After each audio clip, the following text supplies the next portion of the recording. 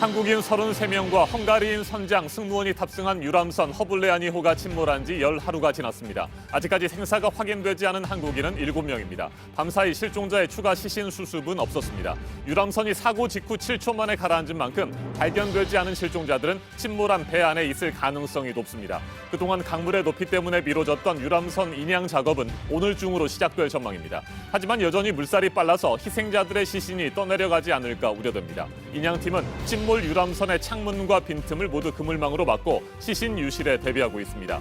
다뉴브강 하류 쪽에서는 경비정들이 V자 형태로 배치돼 실종자 수색 작업을 계속하고 있습니다. 유람선을 들이받은 바이킹 시긴호의 선장은 여전히 사건 경위 등에 대해 진술을 거부하고 있습니다. 북유럽 세 개 나라 국빈 방문을 위해 출국한 문재인 대통령이 첫 번째 방문국인 핀란드에 도착한 가운데 대통령의 이번 북유럽 순방에 대해 자유한국당 민경욱 대변인이 철렵질에 정신이 팔렸다며 비난하고 나서면서 논란이 일고 있습니다. 여당은 막말 수도꼭지인 민경욱 대변인의 당직을 박탈하라며 비판했습니다. 유럽 지중해에서 크루즈 여행을 하던 한국인 60대 여성이 바다에 떨어져서 실종됐습니다. 객실을 나선 뒤 돌아오지 않아 CCTV 영상을 확인한 결과 배 바깥으로 떨어지는 모습이 확인됐습니다. 선박 측은 곧바로 수색에 나섰지만 아직 발견되지 않고 있습니다. 범죄인 인도 법안에 반대하는 홍콩에서의 집회에 100만 명이 참여했습니다. 중국 정부가 반체제 인사나 인권운동가를 중국으로 송환하는데 이 법을 악용할 것이라며 입법에 반대했습니다.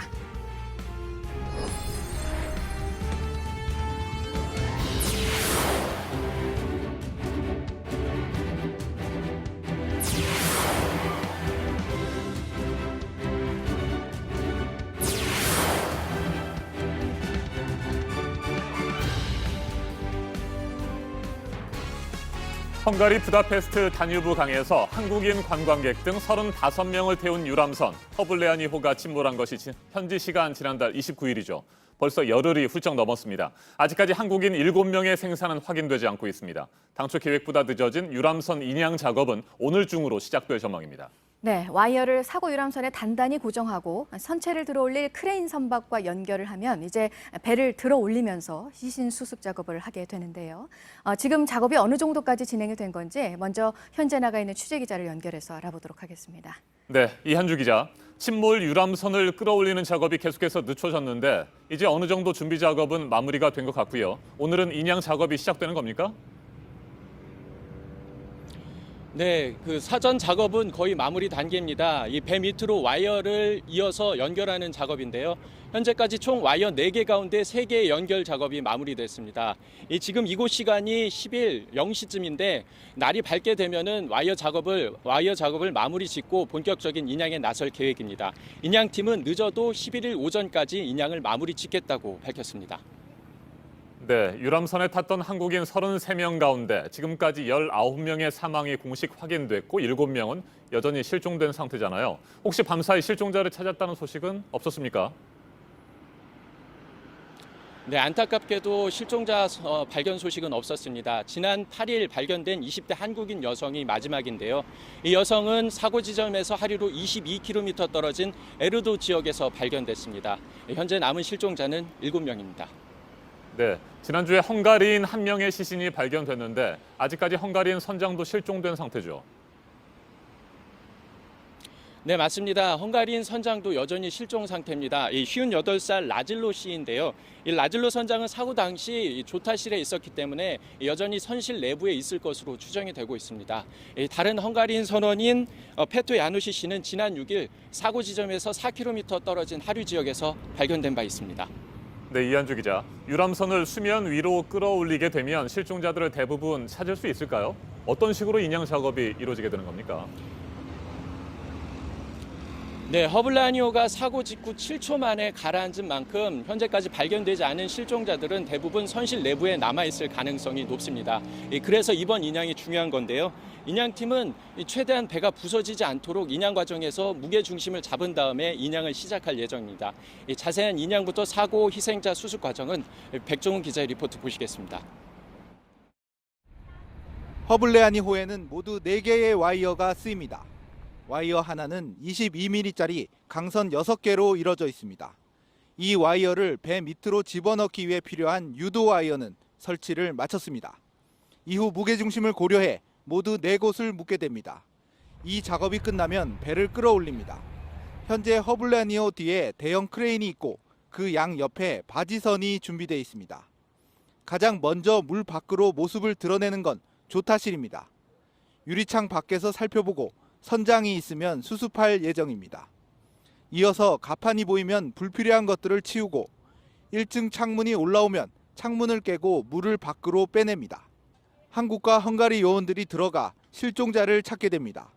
마지막으로 실종자 수색이 모두 끝나면 바지선에 배를 올려놓게 됩니다. JTBC 백종훈입니다. 네, 이한주 기자. 혹시라도 말이죠. 인양 과정에서 유람선 안에 있던 희생자들의 시신이 떠내려가지 않을까 이런 우려도 있습니다. 그에 대한 대책 마련이 됐지요?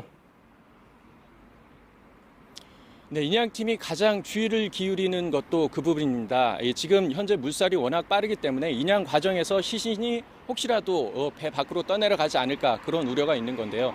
일단 인양팀은 와이어 작업 전에 그 그물망을 유리창이나 선실 내부 공간에 설치하는 작업을 마무리를 했습니다.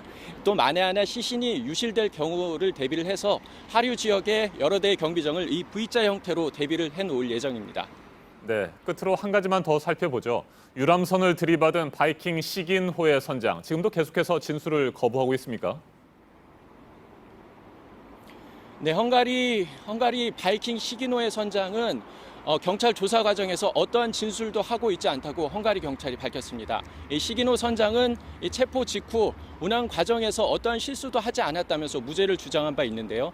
하지만 이후 검찰 조사 과정에서 자신의 휴대전화 기록을 모두 삭제한 데 이어서 이번에 묵비권까지 행사하면서 이 수사에 비협조적인 모습을 보이고 있습니다.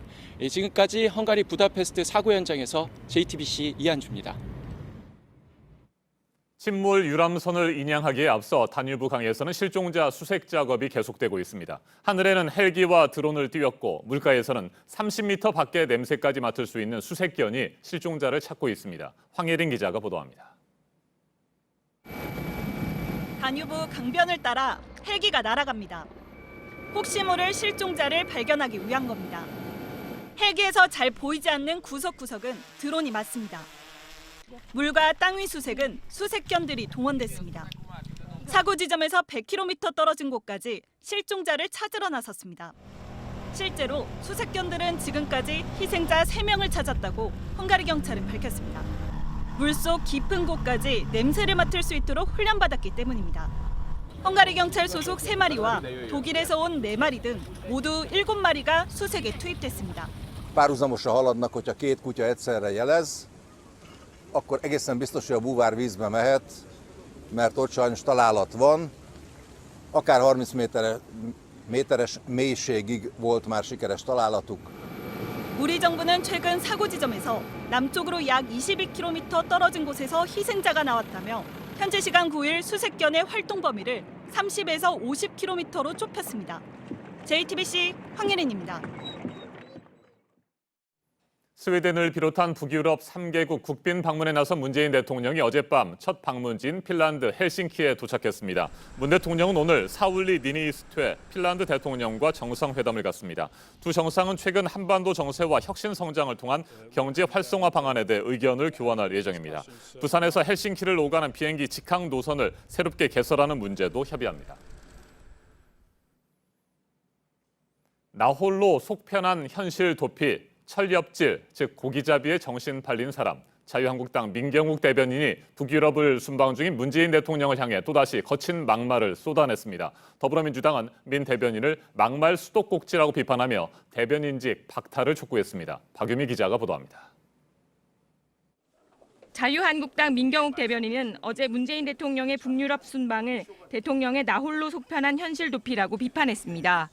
그러면서 아궁이를 있는 대로 달궈놓고는 철렵질, 즉 고기잡이에 정신 팔린 사람 마냥 나홀로 냇가에 몸 담그러 떠난 격이라고 비유했습니다. 문 대통령이 현충일 추념사에서 약산 김원봉 선생을 언급해 보수 진영의 반발을 불러일으킨 데다 황교안 대표와의 영수회담도 불발되는 등 국내 과제가 산적한데 무엇을 위한 순방이냐는 겁니다. 대통령의 순방 외교 자체를 원색적으로 직접 비판하는 논평은 드문 일입니다. 더불어민주당은 즉각 반발했습니다. 이해식 대변인은 공식 논평을 통해 쌍욕보다 더한 저질 막말이라며 공당의 농평이라고 내놓다니 토가 나올 지경이라고 맞받았습니다. 또 민 대변인은 막말 수도꼭지라며 당직을 박탈하고 국민에게 사죄하라고 촉구했습니다. 앞서 민경욱 대변인은 헝가리 유람선 참사를 두고 골든타임은 기껏해야 3분이라고 했다가 거센 비판을 받기도 했습니다. 민 대변인은 어젯밤 다시 논평을 내고 대통령 비판은 모조리 막말인가라고 반박했습니다. JTBC 박유미입니다. 지중해에서 크루즈 여행을 하고 있던 한국인 60대 여성이 바다로 추락해서 실종된 상태입니다. 남편과 함께 여행을 하던 중이었는데 바람을 쐬러 나간다고 하고 객실에서 나간 뒤 돌아오질 않아서 CCTV를 확인해 봤더니 배 바깥으로 떨어지는 모습이 확인이 됐습니다. 여성국 기자가 보도합니다. 프랑스 남부 칸에서 출발해 스페인 마요르카 섬으로 향하던 대형 크루즈선 노르웨이지언 에피코. AP통신은 이 크루즈에 탑승해 지중해를 여행하던 한국인 여성이 지난 8일 새벽 바다에 떨어져 실종됐다고 보도했습니다. 크루즈 선박집과 스페인 해양경비대는 헬리콥터와 구명정을 실종 해역에 보내 수색을 벌이고 있지만 실종자를 발견하지 못했습니다. 실종자는 남편과 함께 여행 중이던 63세의 한국인 여성으로 잠시 바람을 쐬러 간다고 객실을 나선 뒤 돌아오지 못한 것으로 전해졌습니다. 이 크루즈는 로마와 피렌체, 칸, 바르셀로나 등을 둘러보는 일정인 걸로 알려졌습니다. 주 바르셀로나 한국 총영사관 측은 바르셀로나에 정박한 크루즈선을 방문해 사고 경위를 파악했고 스페인 당국에 공식적으로 수색 협조 요청을 했다면서 해양구조대가 계속 수색 작업을 벌이고 있다고 밝혔습니다. JTBC 여성국입니다. 홍콩에서 시민 7명 가운데 1명이 참여한 시위가 있었습니다. 홍콩 정부가 지금 추진하고 있는 범죄인 인도 법안에 반대하는 시위였는데요. 홍콩으로 숨어든 범죄인을 중국으로 인도할 수 있도록 한다는 법안입니다. 시위에 참여한 사람들은 중국 정부가 이를 악용해서 인권운동가 같은 사람들을 중국 본토로 송환할 것이라고 우려했습니다. 이재승 기자입니다. 홍콩 정부가 추진 중인 범죄인 인도 법안에 반대하는 대규모 시위가 어제 홍콩 도심에서 벌어졌습니다. 참가자들은 중국 송환 반대를 뜻하는 반송중 등의 손 팻말을 들고 홍콩 중심가를 행진했습니다. 이들은 중국 정부가 반체제 인사나 인권운동가를 중국 본토로 송환하는데 범죄인 인도 법안을 악용할 수 있다며 법안 반대를 외쳤습니다. 都係希望政府可以聽到我哋香港人嘅心聲啦，即係可能啲人話都係一個可能唔多，但係其實你只要全部人出晒嚟，希望所有啲立法會議員可以聽到我哋嘅聲音。 시위는 늦은 밤까지 계속됐고 시간이 흐를수록 규모가 커져 주최 측 추산 103만 명이 참가한 것으로 집계됐습니다. 홍콩 전체 인구가 2017년 기준 약 739만 명인 것을 감안하면 홍콩 시민 7명 중 1명이 시위에 참가한 셈입니다. 시위대 일부는 행정수반인 캐리람 행정장관의 사퇴를 요구하기도 했습니다.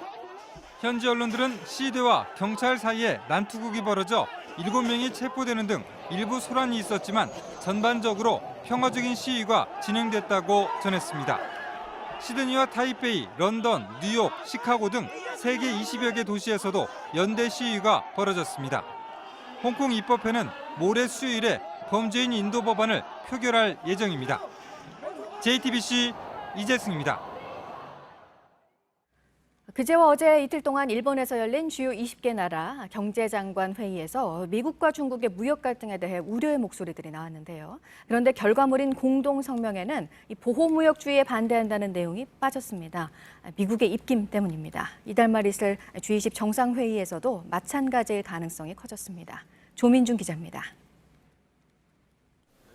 세계 주요 20개국 재무장관과 중앙은행 총재들은 일본 후쿠오카에서 어제까지 이틀간 회의를 열고 공동 성명을 채택했습니다. 자유롭고 공정한 무역의 중요성을 확인했습니다. 그러나 논란이 됐던 보호무역주의 반대라는 문구는 빠졌습니다. 트럼프 대통령 취임 이후 보호무역주의를 추구하고 있는 미국의 입김이 작용한 것으로 보입니다.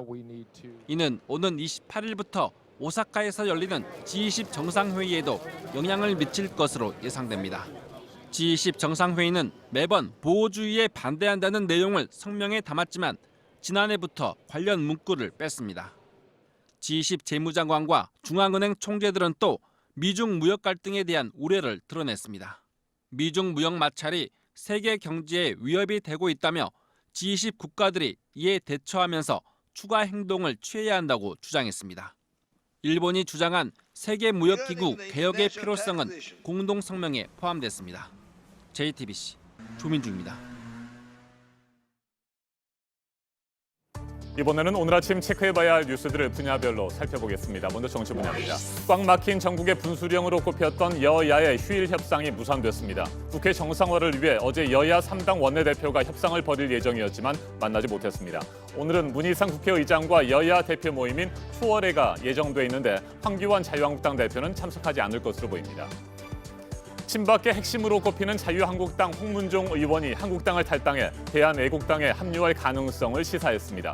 한국당은 최근 박근혜 전 대통령 탄핵과 관련해 현역 의원들의 책임이 작지 않다며 대폭 물갈이를 예고한 바 있습니다. 그동안 애국당 집회에 자주 참석해온 홍 의원이 당내 친박 물갈이 분위기에 반발해 탈당을 결심한 것으로 해석됩니다. 양정철 민주연구원장이 지난주 박원순 서울시장과 이재명 경기지사를 만난 데 이어 오늘은 김경수 경남지사를 만납니다. 경남도청에서 열리는 민주연구원과 경남발전연구원의 정책협약식에 참석합니다. 문재인 대통령의 최측근으로 꼽히는 두 사람이 만나는 것은 지난해 2월 양 원장의 북콘서트 이후 처음입니다. 신혼부부를 위한 임대주택에 들어갈 사람을 뽑는 과정에서 올해 하반기부터는 소득이 적고 자녀가 많은 가구가 유리해집니다. 그동안에는 월평균 소득에 따라 일률적으로 가점을 줬었는데 저소득층에 대한 가중치를 늘렸습니다. 반면 혼인기간, 연령 등의 가점 항목은 없애서 실질적으로 다자녀 가구 등의 가점이 높아지는 효과가 있다고 국토부는 설명했습니다. 내년도 최저임금을 정하기에 앞서 최저임금위원회가 현장의 의견을 듣고 있습니다. 지난주 서울에 이어서 오늘은 광주에서 공청회가 있습니다. 마지막 공청회는 이번 주 금요일 대구에서 열립니다. 국내에서 가장 길고 세계에서는 5번째로 긴 충남 보령 해저 터널이 뚫렸습니다. 지난 2월 상행선 원산도 방향에 이어서 오늘 하행선 보령 방향이 관통이 되는데요. 2년 반 뒤인 2021년 말에 완공될 예정입니다. 계속해서 사회 분야 뉴스입니다. 어제 오후 6시 반쯤 충남 보령시 오천항 인근 해상에서 어선 두 척이 충돌했습니다. 이 사고로 선원 2명이 다쳐 병원으로 옮겨졌습니다. 해경은 충돌로 파손된 어선 한 척을 예인하고 선장을 상대로 사고 경위를 조사하고 있습니다. 어젯밤 경기도 화성시 한 저수지에서 9살 남자 어린이가 숨진 채 발견됐습니다. 어제 아침 일어나 보니 대문이 열려 있고 아이가 사라지고 없었다며 부모가 실종 신고를 했습니다. 경찰이 CCTV 등을 분석해 자세한 경위를 조사 중입니다.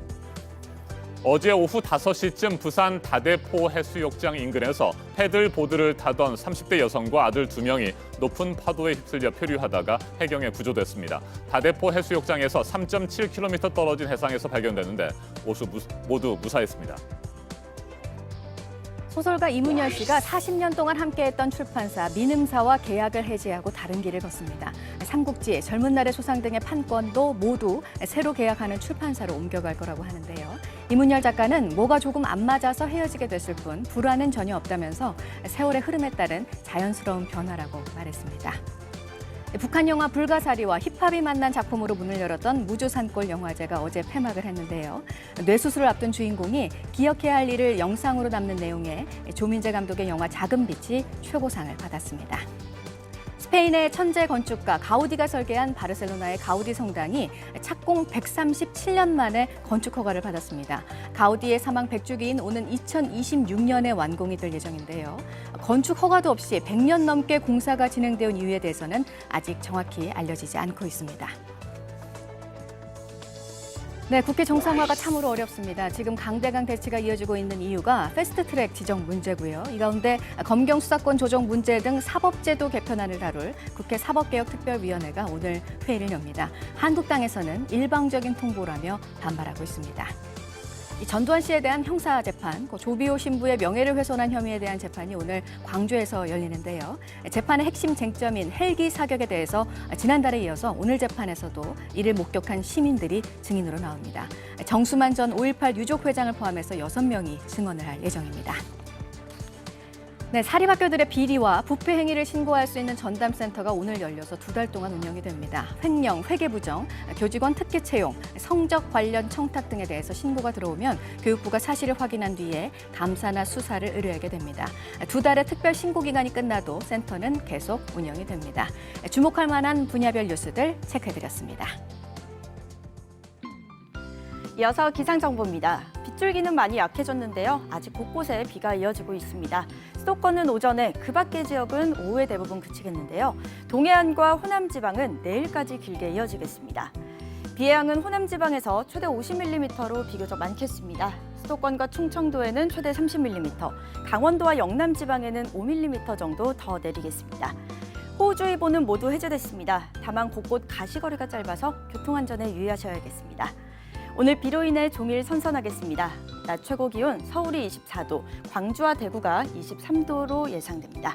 북한도 중부 곳곳에 비가 오면서 평양이 24도, 함흥은 19도에 그치겠습니다. 내일부터 다시 기온이 올라 모레 수요일부터 평년 수준 회복하겠습니다.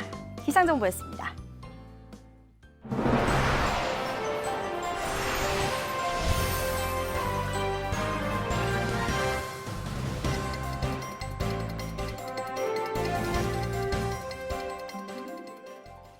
지난주 타워 크레인 노조의 파업으로 건설 현장이 한때 마비됐습니다.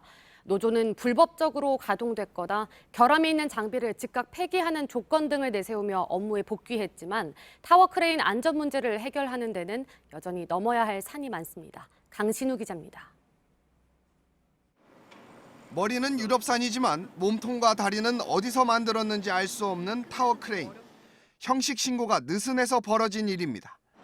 국내 제조사가 만든 크레인에 중국산 저가 부품을 넣기도 했습니다. 개별 부품에 대한 인증제의 필요성을 보여주는 대목입니다. 신고된 설계도와 다른 규격의 기계가 현장에서 유통되기도 합니다. 관리 당국에서 확인 검사를 제대로 하지 않았기 때문입니다. 타워 크레인 사고가 끊이지 않자 지난해 정부가 용역 보고서를 만들었습니다. 입수의 내용을 들여다보니 이런 문제들에 대한 해결책을 이미 제시해놨습니다. 그러나 이런 지적사항들은 제대로 반영되지 않았습니다. 이렇다 보니 타워 크레인 노조는 물론 사측인 임대업자들조차 정부의 관리 실태와 정책에 대해 불만을 토로했습니다. 제가 사진 한 장 보여드리고 싶은데요. 이게 타워 크레인입니까? 뭐 타워끼리 교배해가지고 이종 교배해서 난 타워입니까 이게? 이거 누가 등록해줬어요? 지금 안전사고를 방지하는데 소를 잃었으면 소 외양간을 고쳐야죠. 돼지우리도 못 짓는 거예요 지금. 노사 모두 소형 크레인뿐 아니라 대형 크레인도 심각한 결함이 많다는 것을 강조하며 대화기구 마련을 촉구했습니다. 그러나 정부는 이를 계속 미루다 지난주 초유의 양대 노총 파업을 맞았습니다. 정부가 뒤늦게 노사민정협의체 구성을 약속하며 파업은 일단락됐습니다. 그러나 근원적인 개선책 마련 없인 이 또한 미봉책이 될 거란 우려가 나옵니다. JTBC 강신우입니다. 경기도 시흥에서 일가족 4명이 차 안에서 숨진 채 발견됐습니다. 80대 부부와 50대 자녀로 확인됐는데 경찰은 이들이 생활고 때문에 극단적인 선택을 한 것으로 보고 있습니다. 이한길 기자입니다. 제2경인고속도로 바로 옆, 차량이 많이 다니지 않는 한적한 도로입니다. 주차된 검은색 차량 위에 먼지가 쌓여 있고 앞좌석 유리창은 깨져 있습니다. 이 차에 의식을 잃은 사람이 있는 것 같다는 신고가 접수된 건 어제 아침 8시쯤입니다. 차 안에선 일가족 4명이 숨진 채 발견됐습니다. 81살 남편 A씨와 부인, 그리고 50대 자녀 2명이었습니다. 며칠 전부터 있지. 그런저가 그 앞에 서 있더라고. 주차가 왜 저럴까? 근데 그 안에 뭐 설마 사람이 죽어 있어요. 현장에 유서는 없었지만 경찰은 이들이 스스로 목숨을 끊은 것으로 보고 있습니다. 경찰은 숨진 엄마와 딸이 운영하던 사업이 최근 어려워지면서 생활고에 시달려왔다는 진술을 확보했습니다. 숨진 아들 역시 세입자들에게 보증금을 돌려주지 못해 소송을 당한 사실도 파악했습니다. 경찰은 정확한 사망 원인을 밝히기 위해 국립과학수사연구원에 부검을 의뢰했습니다. JTBC 이한길입니다. 대낮에 인천의 한 카페에서 친형을 흉기로 찔러 숨지게 한 50대 남성이 구속됐습니다. 경찰 조사에서 흉기를 미리 준비하는 등 범행을 계획한 정황이 드러났습니다. 조보경 기자입니다. 친형 살해 혐의로 구속영장이 청구된 A씨가 경찰서를 빠져나옵니다. 고개를 숙인 채 취재진에게 혐의를 부인합니다. 친형 왜 살해하셨습니까? 사랑합니다. 질문이 계속 이어지자 손만 가로졌습니다. 들에게 하고 싶은 말 없으십니까? 지금 심정 한마디만 해주시죠. A씨는 과거에 마약 복용 등으로 13차례에 걸쳐 벌금형과 징역형을 선고받은 것으로 파악됐습니다. 여러 가지 사정 중에 하나가 자기가 감옥에 들어갔을 때 뒷바라지 안 한 부분도 서운하다. A씨는 지난 7일 낮 인천의 한 커피숍에서 자신의 형을 흉기로 수차례 찌르고 달아났습니다. 당시 약속 장소에 흉기를 챙겨오는 등 사전에 범행을 계획한 것으로 드러났습니다. 영장 실질 심사에선 형을 다치게 할 의도는 있었지만 죽일 생각은 없었다고 주장했습니다. 하지만 법원은 도주의 우려가 있다며 A씨에 대한 구속영장을 발부했습니다. JTBC 조보경입니다. 경찰이 전 부인 고유정에게 살해당한 강모 씨로 추정되는 유해 일부를 찾아내 신원 확인 작업에 나섰습니다. 강 씨가 살해된 곳은 제주의 펜션인데 유해는 인천의 한 재활용품 수거업체에서 발견됐습니다. 고 씨는 우발적으로 살해했다고 주장하고 있지만 범행 전 흉기는 물론이고 청소 도구까지 미리 준비한 사실이 확인됐습니다. 완전 범죄를 꿈꾼 것으로 경찰은 보고 있습니다. 최충일 기자가 보도합니다. 지난 5일 인천의 한 재활용품 수거업체입니다. 경찰은 물론 경찰견까지 수색에 나섰습니다. 경찰이 이곳에서 확보한 건 사람으로 추정되는 뼈 조각들입니다. 제주에서 피의자 고유정에게 살해된 전 남편 강모 씨의 유해로 추정하고 있습니다. 하여튼 이게 뼈로 추정되는 물체입니다. 수습한 게 한 라면 박스 한 3분의 1 정도. 감정 의뢰를 한 상태고 결과를 기다리고 있습니다. 앞서 강 씨가 머물렀던 제주 펜션에서 머리카락 등을 확보한 경찰은 해당 유해의 정확한 신원을 분석하고 있습니다. 고 씨가 완전 범죄를 계획한 정황도 속속 드러나고 있습니다. 범행 사흘 전 제주시 한 마트에서 증거를 없애기 위한 것으로 보이는 표백제와 같은 청소도구를 구입했습니다. 범행 당시 강 씨 유기에 사용한 흉기는 자신의 주거지인 청주에서 미리 가져온 것으로 파악됐습니다. 특히 제주를 빠져나가기 직전엔 김포의 아버지 집에 시신 유기에 사용할 또 다른 흉기를 택배로 보냈습니다. 경찰은 고 씨가 김포에서 추가로 훼손한 것으로 보고 수사를 확대하고 있습니다. JTBC 최충일입니다. 피해자 강 씨는 이혼 2년 만에 아들을 보기 위해서 전 부인을 만났다가 살해됐습니다. 사건 당일 그가 탔던 차량 블랙박스 영상에는 아들을 보러 가는 들뜬 마음이 고스란히 담겨 있었습니다. 살인 피의자 고유정은 아직까지 범행 동기와 방법 등을 밝히지 않고 있는데 경찰은 3개월 전 고 씨의 의붓 아들이 숨진 사건도 함께 다시 들여다보고 있습니다. 강신우 기자입니다. 고유정이 전 남편 강모 씨를 살해한 지난달 25일. 당시 강 씨가 아들을 보러 가기 위해 타고 가던 자동차 블랙박스입니다.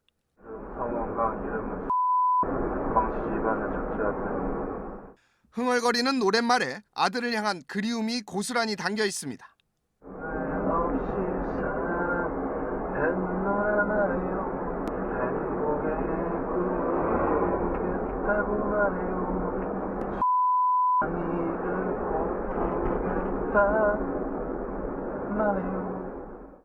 (2년) 전 이혼하며 양육권을 가져간 고 씨는 그동안 강 씨에게 아들을 보여주지 않았습니다. 2년 만에 들뜬 마음으로 간 강 씨를 참혹하게 살해한 겁니다.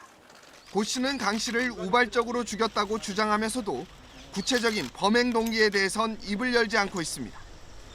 실제 키 160cm, 몸무게 50kg의 고 씨에 비해 강 씨는 키 180cm, 몸무게는 80kg에 달합니다. 고 씨가 치밀한 계획 없이 강 씨를 제압하긴 어렵다는 분석입니다. 경찰은 석 달 전 충북 청주에서 고 씨의 4살 배기 의붓 아들이 석연치 않게 사망한 사건도 들여다보고 있습니다. 숨진 아들은 고 씨의 현 남편이 전처 사이에서 낳았습니다. 경찰은 의붓 아들이 질식사했다는 부검 결과는 받았지만 타살 정황은 찾지 못한 것으로 알려졌습니다. 의붓 자체의 죽음과 전 남편의 물리적으로는 관계가 없어도 심리적으로는 굉장히 연관성이 높을 수 있거든요. 경찰이 고 씨의 구체적인 범행 동기를 밝힐 수 있을지 주목됩니다. JTBC 강신우입니다. 전 남편을 살해하고 시신을 훼손, 유기한 혐의를 받고 있는 고유정이 치밀하게 범행을 준비한 정황이 드러났습니다. 경찰은 아직까지 확인되지 않은 범행 동기와 경위를 밝히고 피해자 유해를 찾는 데 수사력을 집중하고 있습니다. 그리고 최근 서울 신림동에 이어 봉천동에서도 혼자 사는 여성의 안전을 위협하는 사건이 잇따라 발생하면서 주거침입 성범죄에 대한 우려도 커지고 있습니다. 두 사건의 피의자 모두 구속됐는데 어느 정도의 처벌을 받게 될지 주목됩니다. 양지열 변호사와 자세하게 짚어보겠습니다. 안녕하십니까? 안녕하세요. 네, 전 남편을 살해한 고유정, 우발적인 범행이었다 이렇게 주장을 하고 있습니다만 치밀하게 범행을 준비한 정황들이 계속해서 드러나고 있어요. 고유정 씨 같은 경우에는 지금 자기가 과일을 자르고 있는데 남편이 성범죄를 시도하려고 해서 자기 방어 차원에서 갑자기 일어난 일이다 이렇게 이제 경찰의 동기를 밝히고 있다고 하는데 믿어지지가 않는다라는 거예요. 일단 차량을 가지고 제주도로 들어갈 때부터 흉기를 가지고 갔었고 제주도에 들어간 뒤에도 무인 펜션이라고 하는 곳에서 이 범죄를 계획한 게 아니냐. 네. 게다가 이제 제주도에 있는 마트에서 뭔가 범죄 흔적을 지우는 데 필요한 물건들, 뭐 표백제 같은 것들을 다량으로 구입을 했고 또 그때 이제 시신을 유기할 때 필요한 물건들도 샀고요. 게다가 이제 포렌식 검사 결과 나왔더니 이 범죄와 관련된 것들, 네. 살인 도구라든가 이런 것들을 휴대전화를 통해서 검색한 내역도 나왔거든요.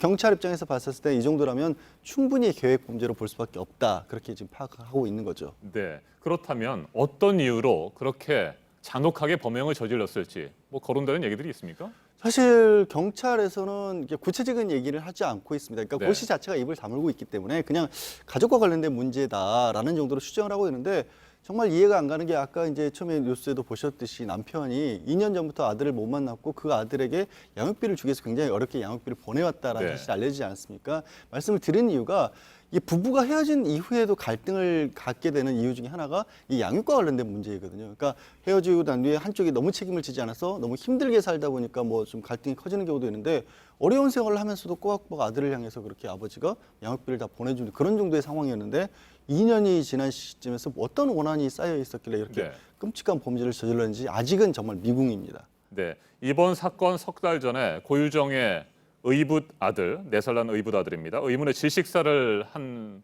사건이 있었습니다. 예. 당시 사건과 뭐 연관이 좀 있을지 이 부분에 대해서도 수사는 진행이 될 것으로 보이는데 앞서 이수정 경기대 범죄심리학과 교수, 뭐 꼭 사건끼리 연결이 돼 있지는 않더라도 고유정의 심리 상태는 분명히 연결됐을 가능성도 있다 이렇게 얘기를 했습니다. 어떻게 보십니까? 이 부분은? 그럴 수도 있을 겁니다. 네. 이제 지금 그때 4개월 전에 숨진 아이 같은 경우에는 재혼한 남편의 이제 아이였죠. 재혼한 남편이 전 결혼해서 얻은 아이였기 때문에 그 아이가 어떻게 보면은 없어지면서 자신에게는 뭐 남아있는 다른 아들만은 유일한 아들처럼 이렇게 됐을 수도 있었고 네. 그 과정에서 뭐 이건 추론일 수밖에 없습니다만은 전 남편의 뭐 흔적 같은 것을 없애고 싶을 수도 있고 근데 그런 것들은 사실은 당사자들이 뭐 입을 열어서 어느 정도 얘기를 해줘야만이 알 수 있는 건데 뭐 앞에서 말씀드린 것처럼 전혀 아무런 언급을 하고 네. 있지 않기 때문에 현재로서는 막연한 추측밖에 할 수밖에 없는 상황이죠. 네, 경찰은 피해자의 유해를 찾는데 수사력을 또 집중을 하고 있습니다. 자칫 시신 없는 살인 사건이 될 가능성이 있기 때문인데 이 부분은 어떻게 진행이 될 것으로 보십니까?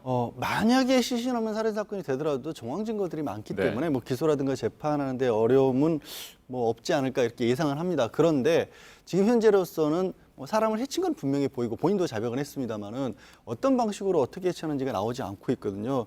왜냐하면 이 아까 뭐 말씀드렸듯이 자기보다 훨씬 체격이 큰 피해자를 어떻게 제압을 해서 이렇게 끔찍한 범죄를 저질렀는지를 알려면 간접적이나마 시신을 통해서 그 흔적 같은 것들이 남아있고 예를 들어 무슨 약물을 사용을 했다면 그런 흔적을 발견을 네. 해야 되는데 그걸 찾기가 좀 어려운 상황이다 보니까 범죄의 A부터 Z까지를 맞출 수가 없는 상황 아니겠습니까? 게다가 이번에 이제 발견된 유해 같은 경우도 소각장에서 발견이 됐고 네. 이미 고혈에 훼손이 돼서 과연 DNA 같은 것이 나올 수 있을지도 경찰은 좀 약간 가능성을 낮게 보고 있는 그런 상황입니다. 네, 최근 혼자 사는 여성들을 위협하는 사건이 잇따라 발생하고 있습니다. 뭐 CCTV 영상 같은 것을 보면 남성들이 보더라도 섬뜩할 정도인데 일단 이들 2명의 피해자 모두 구속이 됐군요.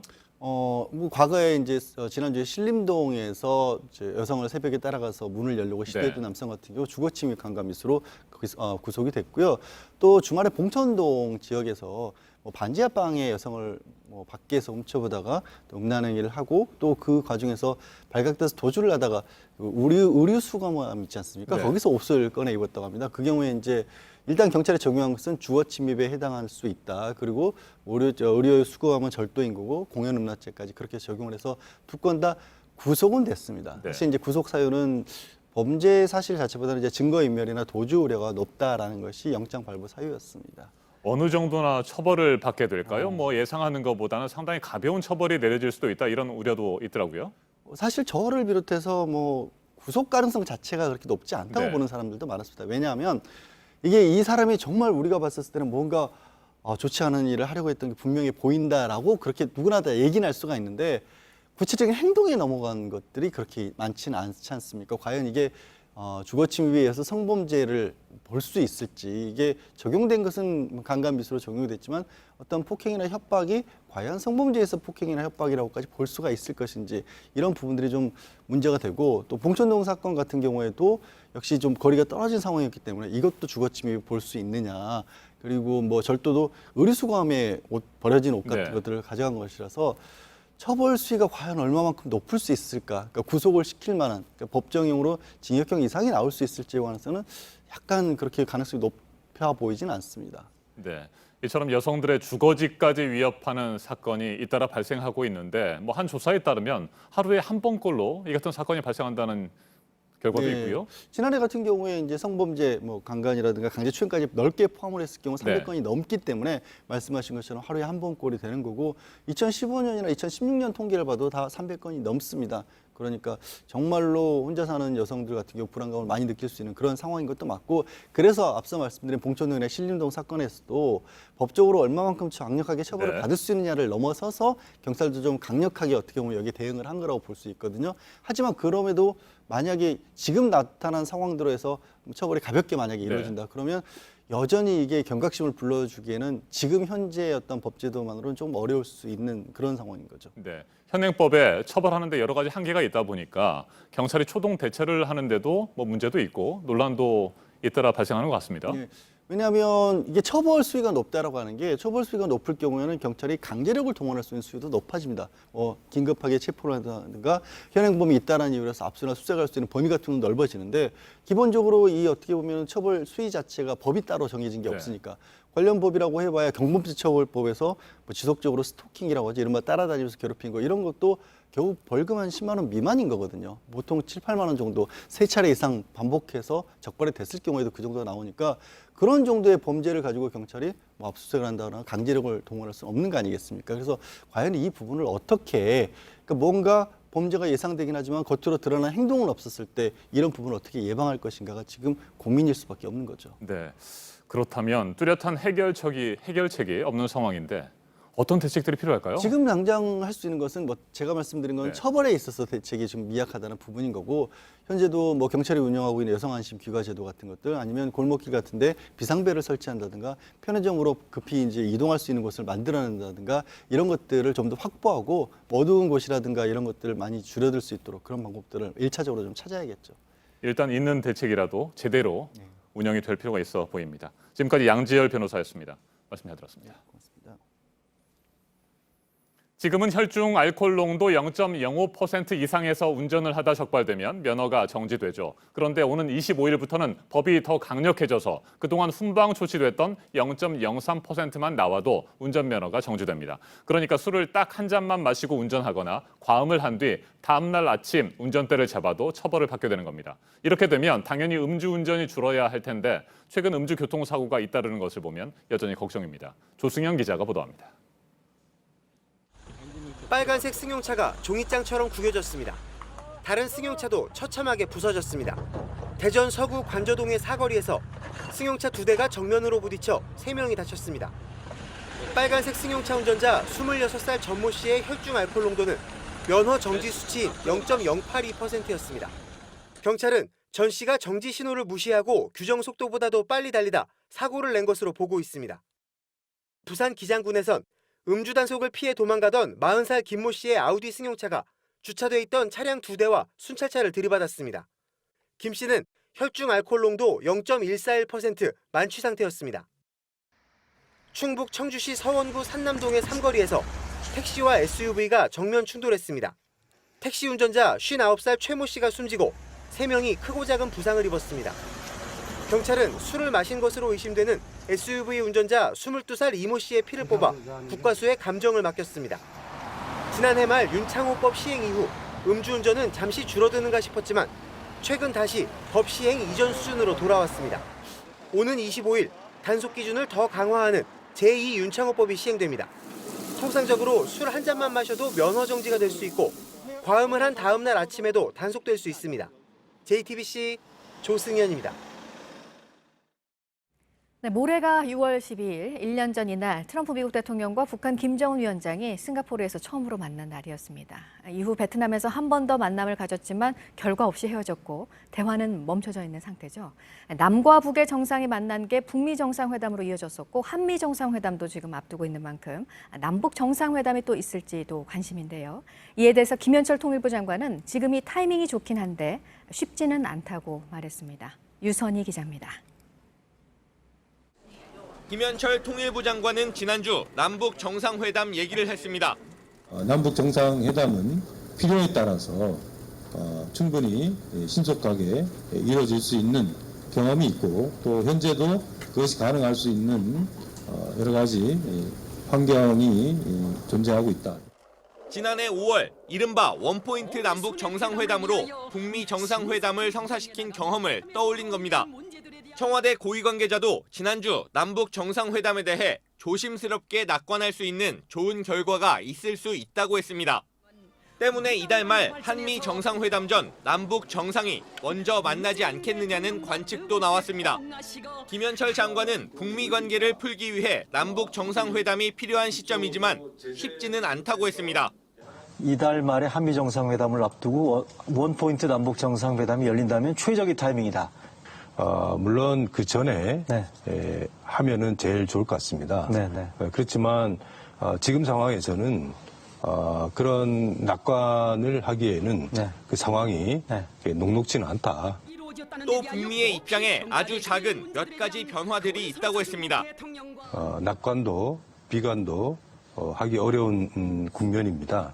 다만 조기에 북미 정상회담을 재개하기 위해서 정부는 또 최선의 노력을 다해야 되는 그런 시기이기도 합니다.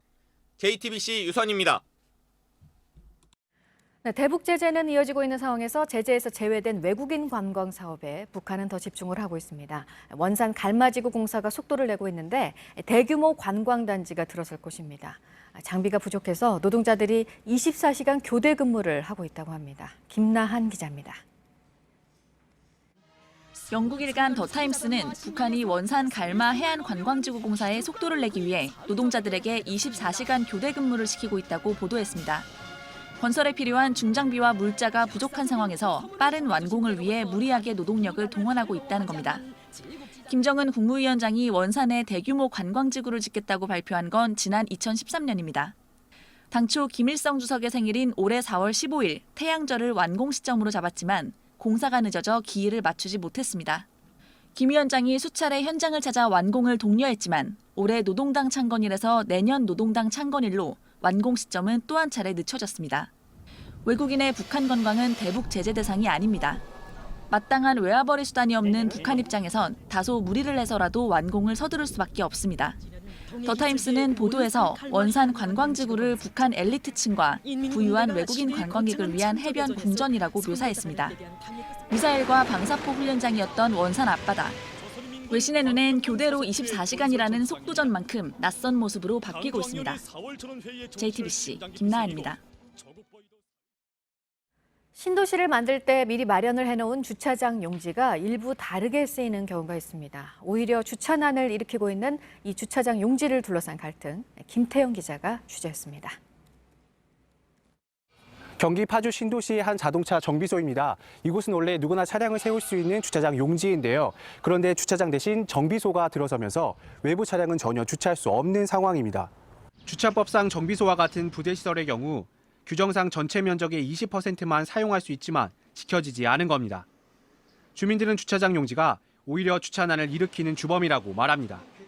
세차장 차들 때문에 손님들이 차들이 많이 갖고 오니까 택지 안에 차량 유입이 되면서 주차 시비가 많이 붙고 있고 사적인 영업 용도로 주차장을 다 쓰고 있는 그런 형태로 보여집니다. 세차장 외부 차량들이 더 많이 들어오면서 이제 오히려 그 주변의 주차난을 더 야기시키는 것 같고요. 카센터가 들어선 인근의 다른 곳도 상황은 비슷했습니다. 차량이 줄지어 세워져 있는 이곳에도 주민들을 위한 노예 주차장 용지가 있습니다. 하지만 주차 공간이 이렇게 다른 용도로 사용되면서 제 역할을 못하고 있습니다. 어떤 곳은 주차장이 아예 식당 내부로 연결돼 있어 사실상 식당을 찾은 손님만 이용할 수 있습니다. 건물 밖에서 외부 차량 주차 가능이란 문구는 찾아볼 수 없었습니다. 실제 파주의 한 주택단지에 분양된 주차장 부지는 약 15곳. 이 중 한 곳에만 주차 타워가 세워졌고 나머지는 사실상 외부 차량이 주차할 수 없었습니다. 보통 주차장 용지는 다른 일반 용지보다 땅값이 70% 가까이 쌉니다. 그러자 일부 업자들이 주차장 용지를 산 뒤 부대 시설을 위한 공간으로 사용하는 겁니다. 이에 대해 파주시는 주차장 용지를 일일이 단속하기는 어렵다고 해명했습니다. 일일이 이제 현장 다니면서 확인하면 좋지만 거의 현황은 민원 들어오는 거 위주로 알게 되고요. 주차를 할 수 있게끔 해야 되는데 외관상 표지를 달고 운영 시간, 요금 이런 표지판 규격을 좀 해서 그렇게 안내를 해드리면 파주뿐 아니라 신도시가 들어선 다른 지역에서도 이런 갈등이 빚어지고 있습니다. 국토부는 주차장 용지에 대한 실태 점검에 나선 뒤 개선책을 내놓겠다고 밝혔습니다. JTBC 김태영입니다. 우리나라에서도 이제 대학 캠퍼스에서 외국인 학생들 많이 볼 수가 있습니다. 한류로 한국을 배우려는 외국인들이 많아졌고 유학생 유치에 우리도 적극적으로 나섰었는데요. 그런데 일부 대학들이 이들에 대한 등록금을 갑자기 올려서 논란이 이어지고 있습니다. 외국인 학생들은 우리가 돈벌이 수단이냐며 반발하고 있습니다. 윤정식 기자입니다. 몽골 출신 A씨는 지난해 처음 한국 땅을 밟았습니다. 18살의 나이로 연세대 이과대학에 합격했습니다. 한류에 호감이 많던 소녀는 포부도 컸습니다. My country, my hometown, we have air, soil, water pollution, and because I was interested in helping these problems for my society, I just decided to come to Korea. 400만 원이 넘는 등록금에 학기 전부터 한국에서 일자리를 구했습니다. The boss, he sexually assaulted me, but I didn't report the crime because I was in a foreign country. I am alone. I was scared. 경찰 신고도 하지 못한 채 곧바로 휴학을 하고 몽골로 돌아간 A씨. 하지만 이를 알지 못한 부모의 요구에 올 초 연대로 재입학했습니다. A씨를 기다린 건 더 오른 등록금 고지서였습니다. 원래 이과대 소속이었던 A씨의 등록금은 478만 원. 그런데 연대 측이 올해부터 외국인 입학생에 한해 전원 글로벌 인재학부로 소속을 바꿨습니다. 이럴 경우 수업료 614만 원에 입학금도 73만 7천 원입니다. 결국 A씨는 학교를 자퇴했습니다. 미국 콜로라도 출신의 연대 유학생 B씨도 자퇴를 고려 중입니다. You want to drop out or? I most likely will. Probably close to like 7,000 everything. I feel like they were just like using us as kind of like guinea pigs to see like how it would go. Like we were tests. 연세대가 유학생들에게 올려받은 등록금은 원 소속 학과에 비해 평균 약 1.7배. 논란이 되자 학교는 차액을 돌려주겠다고 말했습니다. 하지만 다음 학기부터 당초 계획대로 오른 등록금을 받겠다는 방침입니다. 유학생 입학금과 등록금을 올린 곳은 연대만이 아닙니다. 올해 경희대는 8.8%, 성균관대와 한양대는 5%, 고려대도 4% 인상했습니다. 그러니까 한국인 학우분들 입학급 폐지가 되면 발생될 수 있는 피해 금액이 그때 40억이라고 했나? 그걸 저희 등록금 인상으로 메꾼 거예요. JTBC 윤정식입니다.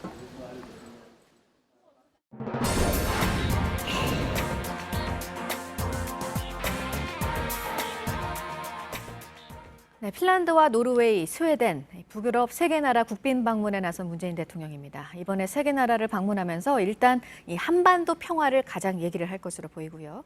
이뿐만 아니라 출산율이 낮은데도 경제 성장을 끌어내고 있는 스웨덴의 인구 정책도 들여다봐야 할 것이라는 의견이 나왔습니다. 보도국 연결해서 알아보도록 하겠습니다. 안태훈 기자, 전국경제인연합회에서 한 얘기죠? 네, 그렇습니다. 말씀하신 의견, 오늘 보도자료를 냈습니다. 정경련이 냈고요. 정경련에 따르면 스웨덴은 고령 인구 비율이 20%를 넘는 초고령 사회에 우리나라보다 먼저 진입했습니다. 하지만 출산 장려와 이민자 포용 정책으로 2017년 인구 증가율은 1.4%를 기록했습니다. 같은 기간 우리나라는 0.4%에 그쳤습니다. 스웨덴은 저출산에 대응해 단순히 보조금을 주는 데 그치지 않고 육아의 양성평등을 추구했습니다. 세계 처음으로 남성 휴직제를 도입했고요. 2016년에는 남성 의무 육아 휴직 기간을 여성과 같은 90일로 확대했다고 정경련은 설명했습니다. 또 6개월 이상 무직인 55세 이상 근로자를 채용하면 고용주에게 근로소득세 1년치의 2배에 이르는 보조금을 주는 등 노인의 경제활동을 적극적으로 장려하고 있습니다. 스웨덴의 지난해 경제성장률은 2.4%로 유럽연합 평균인 2.0%보다 높았습니다. 네, 그리고 카자흐스탄에서 조기 대통령 선거가 있었는데 출구조사 결과가 나왔네요. 현재 임시 대통령의 당선이 확실시되고 있다고요? 네, 그렇습니다. 카자흐스탄 정부가 승인한 현지 여론조사 기관이 실시한 출구조사에서 현지 임시 대통령이죠. 토카예프 후보는 70.13%를 득표했습니다. 15.39%의 득표율로 2위를 차지한 야권의 코사노프 후보를 누르고 승리할 것으로 조사됐습니다. 이번 대선은 지난 3월 약 30년간 카자흐스탄을 통치했던 나자르바예프 전 대통령이 자진 사퇴하면서 내년에 실시될 예정이던 정기 대선이 앞당겨 치러진 것입니다. 이에 따라서 그때까지 상원 의장을 맡고 있던 토카예프가 자동으로 대통령직을 인수한 바 있습니다. 네, 지금까지 아침엔 지금 JTBC 안토니입니다. 월요일 날씨 키워드입니다. 오늘은 비 오다 갬, 낮에도 선선, 그리고 서울 24도인데요. 밤사이 쏟아진 비가 조금은 약해졌습니다. 오후에는 대부분 개겠지만 동해안과 호남 지방은 내일까지 길게 이어지겠고요. 비로 인해 날은 선선해서 서울이 24도, 광주와 대구는 23도 등으로 평년 기온을 밑돌겠습니다. 월요일 출근도 힘든데 비까지 옵니다. 차 막힐까 봐 집에서 일찍 나왔다. 비 오는 날 출근 불법 아니었나 하며 괴로워하셨고요. 그래도 비가 와도 아침 운동은 한다는 부지런한 분도 있었습니다. 지금 도로가 많이 젖어 있으니까요. 운전 유의하시고 미끄럼 사고도 조심하시기 바랍니다. 지금까지 키워드와 SNS로 만나본 날씨였습니다. 청와대 경제수석이 올해 하반기 한국 경제를 낙관적으로 보기 어렵다는 입장을 밝혔습니다. 미국과 중국의 무역 분쟁 등으로 나라 밖 경제 여건이 불확실하기 때문이라고 설명했습니다. 국회가 추가 경정 예산안을 조속히 통과시켜야 우리 경제 숨통이 그나마 트일 것이라고 강조했습니다. 정종문 기자가 보도합니다. 지난 7일 기자간담회를 자청한 윤종원 청와대 경제수석은 석 달 전에 비해 대외적으로 불확실성이 커졌다고 입을 뗐습니다. 미중 무역 분쟁이 길어질 우려가 있고 반도체와 자동차 가격이 예상보다 크게 떨어졌다고 설명했습니다. 세계 경제의 둔화와 함께 우리 경제의 성장세도 하방 위험이 커졌습니다. 정부가 재정 확대 정책을 통해 돈을 풀어서 적극적으로 대응해야 할 시점이란 겁니다. 이를 위해선 국회에 발이 묶여 있는 추가 경정 예산안을 하루빨리 통과시켜야 한다고 강조했습니다. 추경의 신속한 통과가 정말 절실하다고 생각을 합니다. 성장이 높아지고 경기가 나아지고 또 한편으로 일자리가 한 1, 2만 개 정도가 창출될 수가 있는데 어제 북유럽 3국 순방길에 오른 문재인 대통령도 출국 직전 여당 지도부를 만나 답답함을 호소했습니다. 국민도 좋게 보지 않을 것이라며 국회를 정상화해달라고 다시 한번 요청했습니다. JTBC 정종문입니다. 미국과 중국의 무역 갈등이 한치의 양보도 없이 치열하게 이어지고 있습니다. 이번에는 중국 정부가 삼성을 비롯한 글로벌 IT 반도체 기업들을 불러 모았습니다. 중국을 압박하는 미국의 조치에 협조하지 말라고 경고한 것으로 전해졌습니다. 미국은 기존에 논의했던 대로 합의하지 않으면 관세를 계속 올리겠다고 압박하고 있습니다. 어완희 기자입니다. 중국 국가발전개혁위원회가 지난주 삼성전자를 비롯해 마이크로소프트, 델, 퀄컴 등 세계적인 IT 기업을 불러 모았다고 뉴욕타임스가 보도했습니다. 이 위원회는 중국 경제를 총괄하는 곳입니다. 중국 상무부와 산업정보기술부 관계자도 함께 있었습니다. 보도에 따르면 중국은 미국 기업에게는 트럼프 행정부의 중국 압박 조치에 발을 맞춘다면 영구적인 불이익을 받게 될 것이라고 경고했습니다. 다른 국적의 기업들에게는 지금처럼 계속 거래할 것을 요구했습니다. 전략적인 이유 없이 중국에서 공장 등을 철수하면 응징하겠다고 덧붙였습니다. 삼성전자와 SK하이닉스 등은 어떤 언급도 하지 않았다고 뉴욕타임스는 전했습니다. 한편 시진핑 주석은 러시아에 이어 중앙아시아를 찾아 미국과 맞설 우군을 확보하는 데 공을 들이고 있습니다. 스티븐 무누친 미국 재무부 장관은 중국이 환율 하락을 방치하고 있다고 비난했습니다. 그러면서 기존 협상안으로 합의하지 않으면 관세를 계속 올리겠다고 했습니다. 미중 정상은 이달 말 일본 오사카 G20 정상회의에서 만날 예정입니다. JTBC 어환입니다. 윤종원 청와대 경제수석이 미중 무역 전쟁 등의 외부 요인으로 경기 하강 국면이 장기화되고 있다고 진단했습니다. 경기 지수가 더 하락할 수 있다는 전망도 내놨습니다. 그리고 중국 정부는 최근 삼성전자를 비롯한 글로벌 IT 기업들에게 미국 트럼프 행정부가 요구한 화웨이 제재에 동참하지 말 것을 당부했습니다. 무역 전쟁을 벌이고 있는 미국과 중국 사이에서 우리 기업들은 이러지도 저러지도 못하는 상황에 빠졌습니다. 최백은 건국대 경제학과 교수와 한 걸음 더 들어가겠습니다. 안녕하십니까? 네, 안녕하세요. 네, 중국 국가개발개혁위원회, 상무부, 산업정보기술부 등이 직접 나섰습니다. 예. 삼성 등의 IT 기업들을 불러 모았고요. 화웨이 제재에 동참하면 심각한 결과와 마주할 것이다. 이렇게 경고까지 했어요. 어떻게 보십니까? 예고된 것인데요. 최근에 이제 미국의 화웨이 제재 움직임도 행보가 빨라지고 있고요. 네. 최근에 우리나라 이제 그 주한 미 대사도 이 보안 측면에서 이제 신뢰할 수 이제 없다는 이제 이런 이제 메시지를 전달을 하면서 화웨이에 대해서요. 그러면서 이제 장비를 사실상 그러니까 화웨이 장비를 교체를 요구한 걸로 이제 우리가 해석할 수 있는 발언을 했는데 중국 입장 속에서는 이렇게 이제 미국의 제재가 강도가 이제 압박이 더 이제 증가하는 상황 속에서 이대로 그냥 가만히 있다가는 제2의 그 지난해 이제 그 JT 사태가 있었었죠. 네. 예, JT 사태가 이제 중국에서는 이게 이제 우리 한자로는 중싱이라고 하는데 중싱 기업이 그 2017년도에 이란에 대해서 그러니까는 이제 그 이 통신 장비 수출하다가 미국의 수출 제재 법률에 이제 위반했다고 해가지고 그거 가지고 이제 그 결과적으로는 어쨌든 간에 그 10억 달러 이제 벌금하고 그다음에 이제 10년간 이제 미국의 감시를 이제 그러니까 받는 이런 굴욕적인 조건으로 이제 폐업을 모면한 사례가 있었어요. 네. 그래서 중국 정부 입장 속에서는 이제 제2의 JT 사태로 이 화웨이를 이제 만들지 않겠다는 것이 중국 정부의 이제 기본적인 입장입니다. 그러다 보니까는 자기들도 그러니까는 가만히 앉아 있다가는 똑같이 당할 수 있다 보니까는 이제 화웨이가 그러니까는 상당히 이제 화웨이하고 상당히 중요한 거래를 하는 기업들, 주요 기업들에 대해서 그러니까는 사실상 이제 불러다가 미리 이제 단속을 하고 있는 이러한 형국이라고 이제 해석할 수 있겠습니다. 네, 중국에 진출한 우리 기업들 중에서 먼저 삼성 그리고 SK하이닉스를 부른 이유는 뭘까요?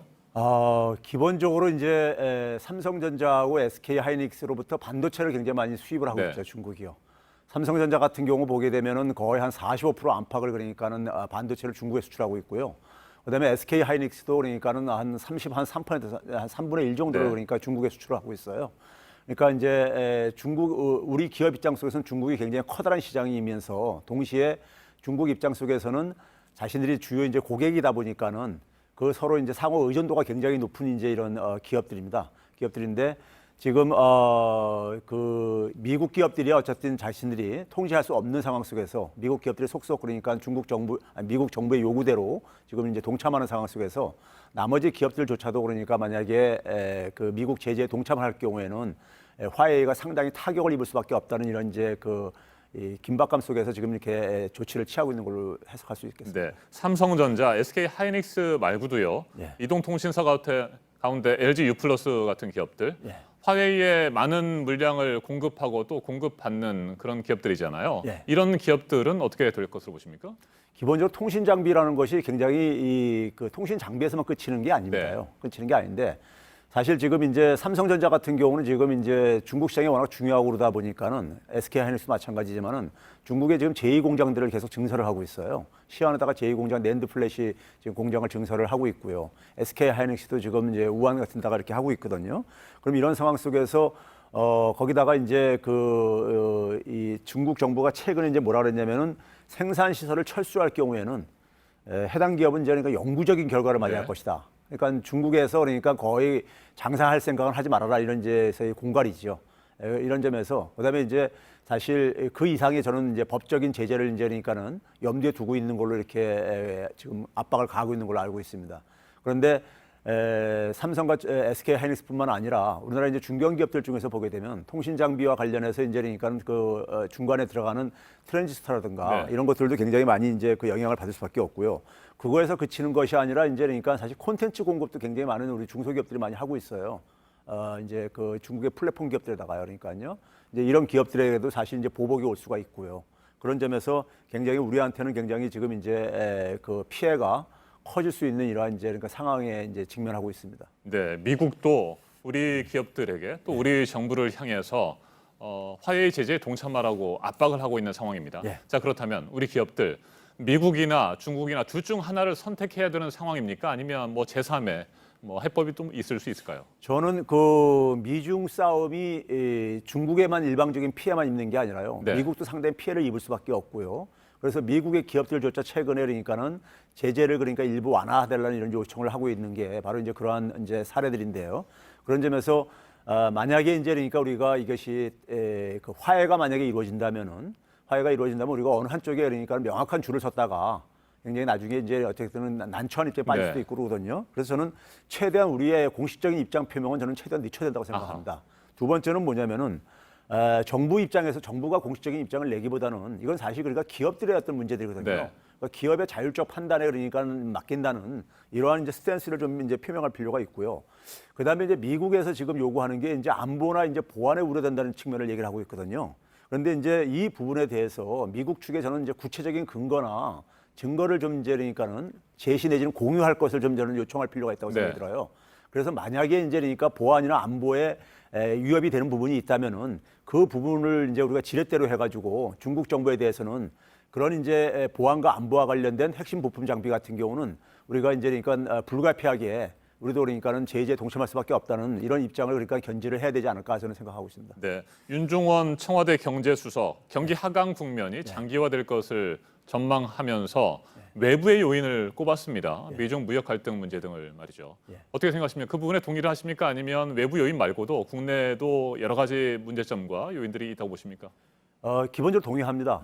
이건 뭐 그러니까 우리만이 그런 게 아니라요. IMF라든가 국제 기구들도 다 이제 지적했던 부분들이에요. 지금 그러니까 올해 들어와 가지고 지난해 말에 전망한 것과 달리 세계 경기가 빠르게 이제 후퇴를 하면서 무역이 그러니까 급감을 하면서 이런 상황 속에서 무역 의존도가 높은 우리나라 같은 경우는 기본적으로 타격이 심할 수밖에 없고 그 상황 속에서 추경 편성을 다시 그러니까 권유를 했던 것이었습니다. 이제 그런 점에서 지금 이제 예상보다도 미중 갈등이 사실 그러니까는 시장에 많은 사람들은 이제 하반기 정도에는 좀 이제 개선되지 않겠는가, 아니면 5월 이후에는 그러니까 사실 미중 무역 갈등이 타협되지 않겠는가 이런 이제 낙관적인 전망을 했었어요. 근데 그것이 이제 그러니까 우리가 사실과 멀어지면서 현실과 멀어지면서 이제 그러니까는 이 그 세계 경제의 불확실성이 굉장히 지금 커져가고 있는 상황입니다. 그런 상황 속에서 지금 우리나라뿐만 아니라 전 세계 주요 국가들의 성장률도 다 지금 이제 하향 조정하고 있어요. 그런 입장 속에서 저는 저희 정부에 일단 그러니까 우리가 이 상황 속에서는 우리가 미국의 좀 사례를 좀 우리가 배울 필요가 있을 것 같아요. 미국 같은 경우는 이런 이제 국가 이익을 위해서 이렇게 전쟁을 벌이는 상황 속에서는 여야를 떠나서 심지어 언론까지도 하나의 단합된 목소리를 내가지고 일단 국가 이익을 지키기 위해서 최선을 어쨌든 간에 일단 내부의 정쟁도 좀 중단을 하고 일단 민생을 좀 이제 그러니까 그다음에 국가 이익을 챙기는 관점에서 저는 좀 협조할 건 협조하고 같이 힘을 모았으면 좋겠습니다. 네, 그러니까 경기 하강 국면이 장기화되는 배경에는 국내 요인보다는 외부 요인이 더 크다. 이 부분에 동의를 하신다는 말씀이신 거죠? 교수님, 그런데 자유한국당을 비롯한 야권 일각에서는 외부 탓만 하지 말고 국내 경제 정책을 바꿔야 되지 않느냐. 대표적으로 소득주도 성장의 정책 변화가 필요하다. 이런 주장 계속하고 있습니다. 이 부분 끝으로 한 말씀 해주십시오. 저는 이제 그 부분에 동의하기 힘든 게요. 지난해 처음으로요. 민간 가계 소비 지출이 경제 성장률을 웃돌았었어요. 그게 이제 소득주도 성장 정책이 물론 정책적으로 이제 미진한 부분도 있지만은 여전히 그러니까는 긍정적인 효과를 만들어내는 부분도 있다고 생각이 들고요.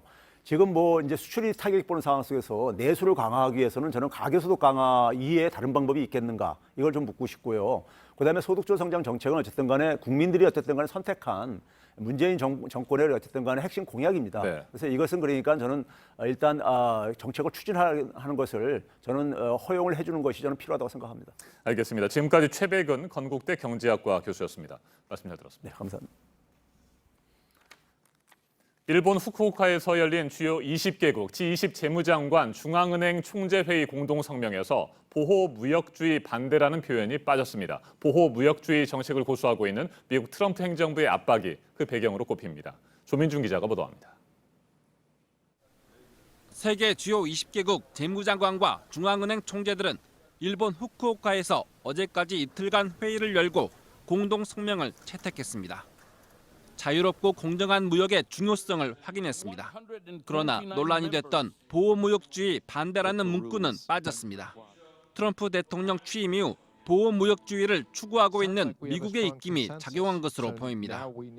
이는 오는 28일부터 오사카에서 열리는 G20 정상회의에도 영향을 미칠 것으로 예상됩니다. G20 정상회의는 매번 보호주의에 반대한다는 내용을 성명에 담았지만 지난해부터 관련 문구를 뺐습니다. G20 재무장관과 중앙은행 총재들은 또 미중 무역 갈등에 대한 우려를 드러냈습니다. 미중 무역 마찰이 세계 경제에 위협이 되고 있다며 G20 국가들이 이에 대처하면서 추가 행동을 취해야 한다고 주장했습니다. 일본이 주장한 세계무역기구 개혁의 필요성은 공동성명에 포함됐습니다. JTBC 조민주입니다.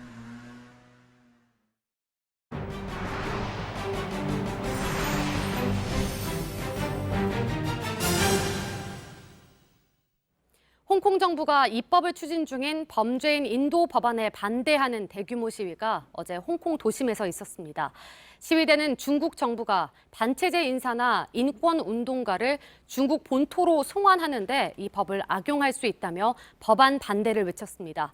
주최 측 추산 약 103만 명이 시위에 참가했는데 홍콩 시민 7명 중 1명이 시위에 참가한 셈입니다. 이재승 기자가 보도합니다. 홍콩 정부가 추진 중인 범죄인 인도 법안에 반대하는 대규모 시위가 어제 홍콩 도심에서 벌어졌습니다. 참가자들은 중국 송환 반대를 뜻하는 반송중 등의 손 팻말을 들고 홍콩 중심가를 행진했습니다. 이들은 중국 정부가 반체제 인사나 인권운동가를 중국 본토로 송환하는데 범죄인 인도 법안을 악용할 수 있다며 법안 반대를 외쳤습니다. 都係希望政府可以聽到我哋香港人嘅心聲啦，即係可能啲人話都係一個可能唔多，但係其實你只要全部人出晒嚟，希望所有啲立法會議員可以聽到我哋嘅聲音。 시위는 늦은 밤까지 계속됐고 시간이 흐를수록 규모가 커져 주최 측 추산 103만 명이 참가한 것으로 집계됐습니다. 홍콩 전체 인구가 2017년 기준 약 739만 명인 것을 감안하면 홍콩 시민 7명 중 1명이 시위에 참가한 셈입니다. 시위대 일부는 행정수반인 캐리람 행정장관의 사퇴를 요구하기도 했습니다. 현지 언론들은 시위대와 경찰 사이에 난투극이 벌어져 7명이 체포되는 등 일부 소란이 있었지만 전반적으로 평화적인 시위가 진행됐다고 전했습니다. 시드니와 타이페이, 런던, 뉴욕, 시카고 등 세계 20여 개 도시에서도 연대 시위가 벌어졌습니다. 홍콩 입법회는 모레 수요일에 범죄인 인도 법안을 표결할 예정입니다. JTBC 이재승입니다. 영국 런던의 한 다세대 주택에서 불이 나 소방관 130여 명이 불을 끄기 위해 나섰습니다. 시뻘건 불길이 건물을 집어삼켰습니다. 현지 시간 9일 원인을 알 수 없는 불이 6층 건물 전체로 번졌는데요. 불길을 잡기 위해 소방관 130여 명이 출동했습니다. 이 불로 2명이 가벼운 부상을 입은 것으로 알려졌는데요. 당국이 정확한 화재 원인을 조사하고 있습니다. 현지 시간 8일 미국 워싱턴 DC에서 열린 한 동성애 행사장이 순식간에 아수라장으로 변했습니다. 총격이 일어났다는 소식에 행사에 참석한 사람들이 한꺼번에 몰리며 부상자가 속출했는데요. 7명이 다쳐서 병원으로 옮겨졌습니다. 이후 신고를 받고 출동한 경찰이 현장을 확인했지만 총격의 흔적은 찾아볼 수 없었는데요. 다만 현장에서 총을 가지고 있던 수상한 남성을 발견해 체포한 뒤 조사 중입니다. 아직까진 다른 소리를 총소리로 오인해 혼란을 빚은 것으로 보입니다. 우리나라의 줄타기와 비슷한 스포츠인 슬랙라인을 즐기기 위해 프랑스 알프스에 외줄이 설치됐습니다. 마치 허공을 걷고 있는 것 같습니다. 아슬아슬 외주를 따라 조심스럽게 한 걸음 한 걸음 내딛는데요. 한 스포츠 단체가 슬랙라인을 타는 사람들을 위해 알프스의 절벽에 드론을 동원해 외주를 설치한 겁니다. 300m 상공의 길이가 무려 800m에 달하는 외줄은 천리길처럼 느껴지는데요. 19분 50초 만에 이 슬랙라인을 건넌 남성은 체력이 아닌 정신력이 필요했다고 말했습니다. 이제 막 세상에 나온 코끼리가 가쁜 숨을 내쉽니다. 현지 시간 8일, 벨기에 한 동물원에서 태어난 아기 코끼리인데요. 일어나 보려고 하지만 아직은 다리에 힘이 들어가지 않는지 자꾸만 고꾸라집니다. 같은 무리의 코끼리들이 격려하듯 코를 내밀며 응원해주는데요. 새로운 가족의 탄생에 무리에서 가장 나이 많은 코끼리까지 나서서 어미를 돕는다고 합니다. 담당 사육사는 무리가 나서서 돌봐준 덕에 아기 코끼리가 걸음마도 일찍 뗐다며 앞으로도 건강하게 자랄 것 같다고 말했습니다.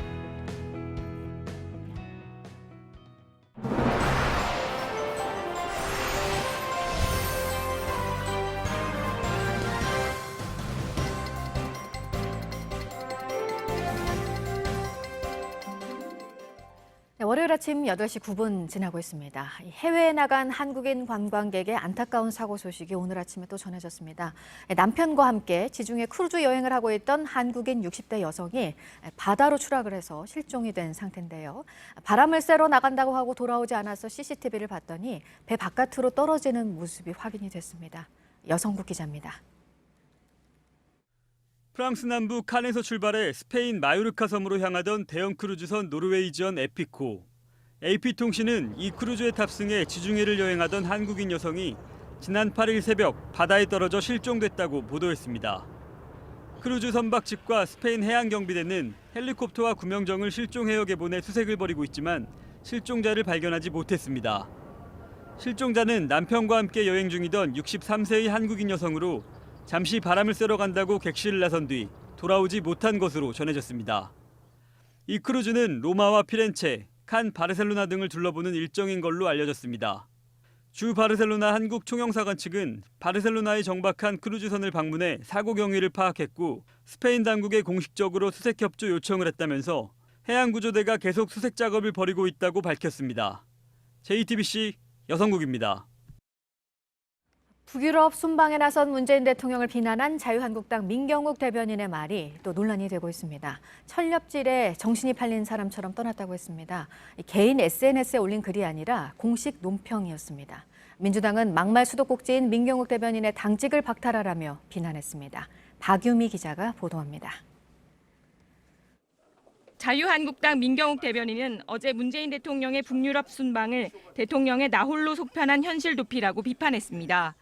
그러면서 아궁이를 있는 대로 달궈놓고는 철렵질, 즉 고기잡이에 정신 팔린 사람 마냥 나홀로 냇가에 몸 담그러 떠난 격이라고 비유했습니다. 문 대통령이 현충일 추념사에서 약산 김원봉 선생을 언급해 보수 진영의 반발을 불러일으킨 데다 황교안 대표와의 영수회담도 불발되는 등 국내 과제가 산적한데 무엇을 위한 순방이냐는 겁니다. 대통령의 순방 외교 자체를 원색적으로 직접 비판하는 논평은 드문 일입니다. 더불어민주당은 즉각 반발했습니다. 이해식 대변인은 공식 논평을 통해 쌍욕보다 더한 저질 막말이라며 공당의 논평이라고 내놓다니 토가 나올 지경이라고 맞받았습니다. 또 민 대변인은 막말 수도꼭지라며 당직을 박탈하고 국민에게 사죄하라고 촉구했습니다. 앞서 민경욱 대변인은 헝가리 유람선 참사를 두고 골든타임은 기껏해야 3분이라고 했다가 거센 비판을 받기도 했습니다. 민 대변인은 어젯밤 다시 논평을 내고 대통령 비판은 모조리 막말인가라고 반박했습니다. JTBC 박유미입니다. 장애인을 위한 전문 예술교육단체인 필로스 장애인 무용단이 내일 화성 직업훈련교도소에서 공연을 합니다. 문화인프라가 부족한 소외 지역, 소외 계층들을 위한 문화예술 사업인 신나는 예술여행 사업의 일환입니다. 2007년에 만들어진 필로스 장애인 무용단은 지난 2013년 평창 동계 스페셜올림픽 개막식을 시작으로 그간 소록도병원, 장애인복지관, 교도소 등에서 공연을 해왔습니다.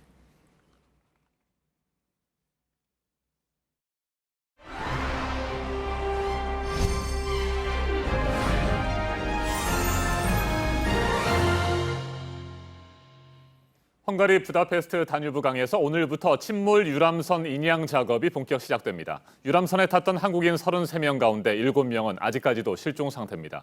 헝가리 현지 언론은 유람선을 들이받은 크루즈의 선장이 계속해서 진술을 거부하고 있다고 보도했습니다. 사고 선박 회사와 헝가리 정부의 유착 의혹도 제기하고 있습니다. 최인택 중앙일보 국제전문기자와 헝가리 유람선 사고 소식 자세하게 짚어보겠습니다. 어서 오세요. 안녕하십니까. 네, 지난주에 다뉴브 강의 수위가 높아서 크레인이 침몰 현장에 접근을 하지 못했습니다. 그러다가 주말에 접근을 했고요. 오늘부터 이제 본격적으로 선체 인양 작업이 시작되는 겁니다. 예, 그렇습니다. 빠르면 오늘, 늦어도 내일부터는 이제 선체 인양 작업에 들어가는 거죠.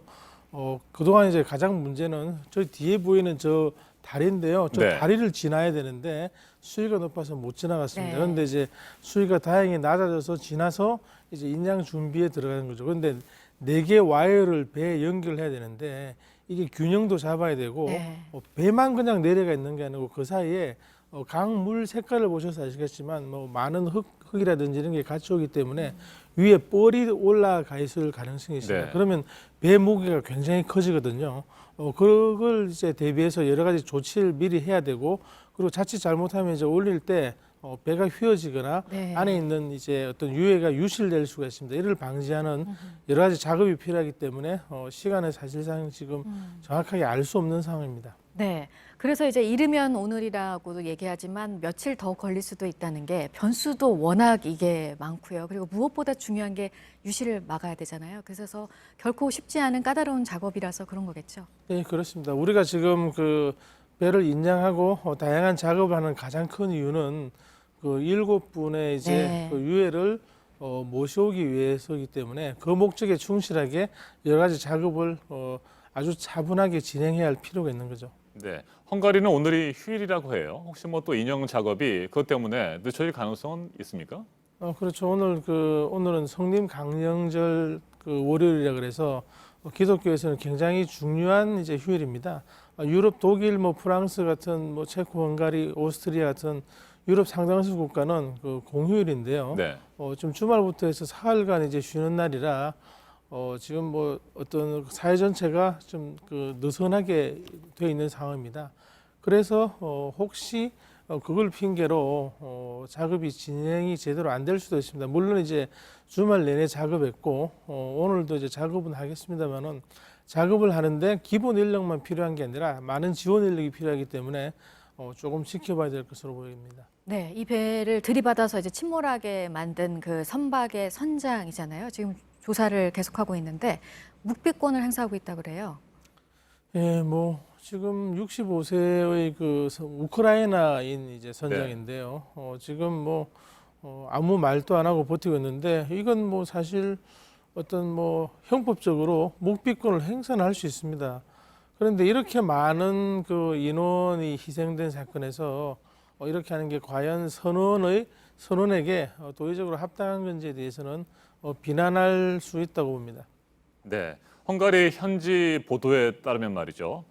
가해 선박, 그 크루즈의 바이킹 시기노죠. 이 바이킹 시기노가 속한 선사가 헝가리 정부와 밀접한 관계를 맺고 있다. 뭐 이런 의혹도 제기를 했습니다. 이건 어떤 내용입니까? 예, 지금 지금 헝가리의 총리가 자식이 5명인데요. 네. 그중에 큰딸의 남편이 크게 사업을 하는데 정부하고 관련해서 사업을 많이 하는 것으로 알려져 있습니다. 그런데 이제 그 헝가리의 국부 펀드, 나라의 외환을 이제 투자를 해서 돈을 불리는 그 펀드를 이제 이 회사에 상당히 투자를 했다는 얘기인데요. 이 그 바이킹 크루즈 자체는 노르웨이 사람이 세워서 스위스에 본사가 있고 네. 미국 로스앤젤레스에 마케팅 본부가 있는 글로벌 회사입니다. 예, 지금 보면은 유럽뿐만 아니고 러시아, 중국, 카리브해, 남아공 등 전 세계에서 영업을 하는 회사이기 때문에 굉장히 큰데요. 이 사업에 헝가리 관련 사업권에 뭔가 이제 그 투자를 하고 이를 바탕으로 좀 특례를 받는 게 아닌가. 왜냐하면 이 그 오르반 총리의 사위가 이전에도 정부의 특혜를 받아서 사업을 한 그 기록이 있기 때문에 그런 그 의혹의 눈초리가 계속될 수밖에 없는 그런 상황입니다. 네, 그러니까 이제 그 부분에 대한 수사도 이루어져야 될 것 같고요. 이 해당 선장이 뭐 휴대전화 데이터도 지우려고 하고 이 부분도 또 중요한 부분이 될 것 같은데 예, 증거인멸 정황도 있잖아요. 네, 그 부분이 좀 굉장히 중요한데요. 네.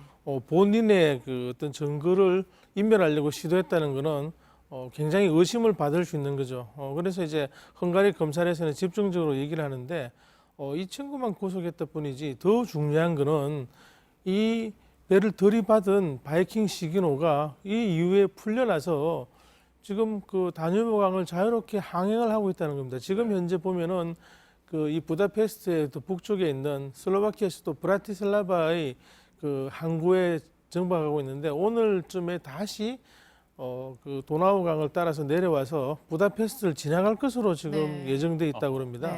좀 자유롭게 영업을 하는 것은 물론이고 배에 부딪힌 부위를 도색도 하고 찌그러진 부위도 손을 본 게 아닌가. 이러면은 증거인멸이거든요. 지금 배에서 강에서 배끼리 부딪힌 사고 가장 큰 증거는 상대방 배의 그 흔적입니다. 그걸 보고 여기서 이렇게 받았고 뭐 어떤 강도로 받았고 뭐 어떤 상황에서 받았고를 짐작할 수 있는데 그 증거가 지금 그 부다페스트를 떠나가지고 다뉴브강을 자유롭게 오가고 있다는 것은 어떤 허술한 수사의 한 단면을 보여주는 게 아닌가 그렇게 볼 수 있겠습니다. 네, 그렇다면 사고 경위를 명확하게 밝히는데 여러 가지 한계가 있을 수 있겠어요. 예, 그렇습니다. 지금 보면은 뭐 배를 인양을 하면은 그걸 보고 이제 여러 가지 상황을 볼 수 있겠습니다만은 일단 물에 한번 들어갔고 그거보다는 받은 배의 상황하고 서로 맞춰봐야 되는데 그 받은 배가 저렇게 이제 뭐 수리까지 하고 도색도 하고 자유롭게 다니고 있다는 것은 굉장히 문제가 아닐 수 없습니다. 네, 알겠습니다. 여기까지 듣도록 하겠습니다. 최인택 중앙일보 중앙일보 국제전문 기자였습니다. 고맙습니다.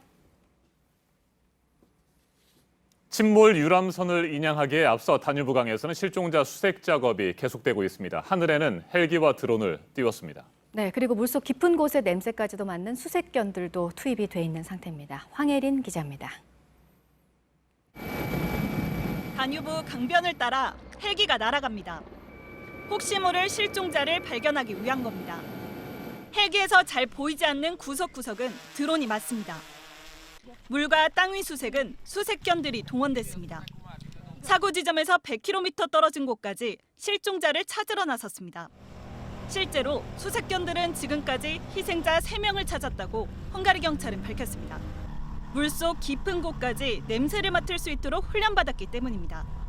헝가리 경찰 소속 3마리와 독일에서 온 4마리 등 모두 7마리가 수색에 투입됐습니다. Párhuzamosan haladnak, hogyha két kutya egyszerre jelez, akkor egészen biztos, hogy a búvár vízbe mehet, mert ott sajnos találat van. Akár 30 méteres mélységig volt már sikeres találatuk. 우리 정부는 최근 사고 지점에서 남쪽으로 약 22km 떨어진 곳에서 희생자가 나왔다며 현지 시간 9일 수색견의 활동 범위를 30에서 50km로 좁혔습니다. JTBC 황예린입니다. 테니스 하기 싫다며 코트를 떠났던 18살 소녀가 5년 만에 메이저 대회 우승컵을 들었습니다. 호주의 애슐리 바티 이야기인데요.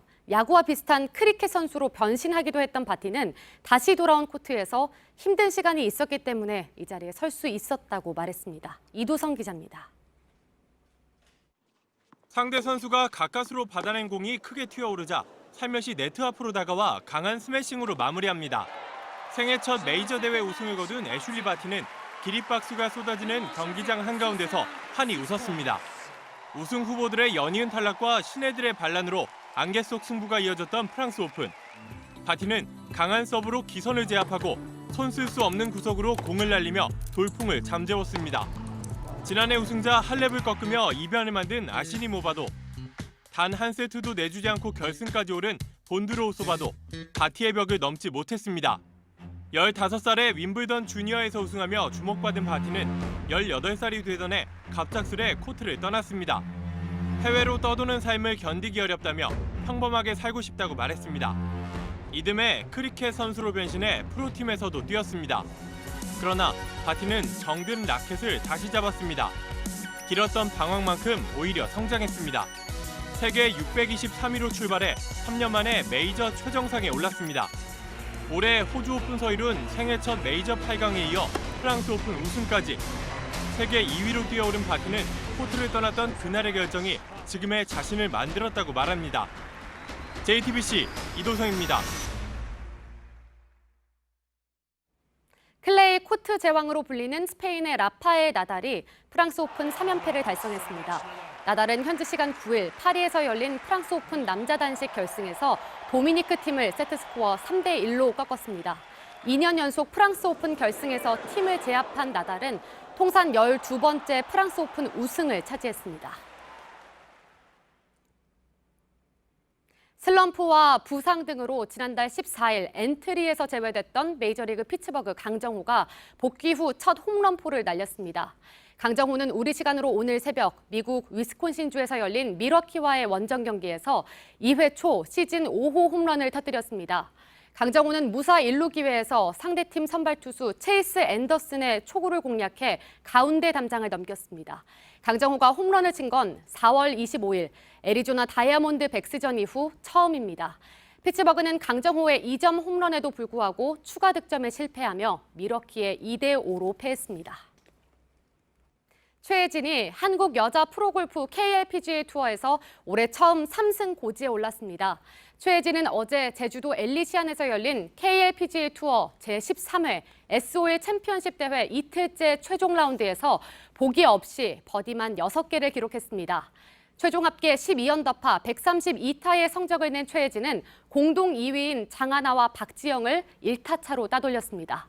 지난 4월 KLPGA 챔피언십, 5월 NH투자증권 레이디스 챔피언십에서 우승한 최혜진은 벌써 시즌 3승을 달성했습니다.